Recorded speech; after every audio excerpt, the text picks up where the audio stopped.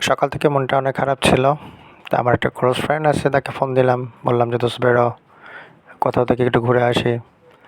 তো সে বলল যে, "দোস্ত আমি ফ্রি আছি। ভাবতেছি তোকে এখনই ফোন দেবো। তুই যখন ফোন দিলি তো আমি বের হই।" সে একজন ডক্টর। সে মাঝে মধ্যে আমাকে সময় দেয় এবং সে কোথাও ঘুরতে গেলে আমাকে নিয়ে যায়। সো বেকার অবস্থায় এরকম একটা সঙ্গ পাওয়া অনেক দুরূহ একটা ব্যাপার। সবার তো মন মানসিকতা এক হয় না। তো সে আমাকে অনেক সাপোর্ট করে। তো বের হলাম ২ বন্ধু মিলে, যেদিকে চোখ যায়। একটা রাস্তা পেলাম, ঢুকে পড়লাম এবং চতুর্পাশে পরিবেশটা অনেক ভালো ছিল। আশেপাশে স্কুলের ছেলেমেয়েরা স্কুলে যাচ্ছিল এবং তাদের ব্যাগ দেখে ছোটোবেলার কথা মনে পড়ে গেল। যে সময় আমরাও স্কুলে যেতাম। অনেক স্মৃতি মনে পড়ে গেল আস্তে আস্তে। সো পাশেই একটা টি স্টল ছিল, ওইখানে আমরা একটু বসলাম, চা খেলাম।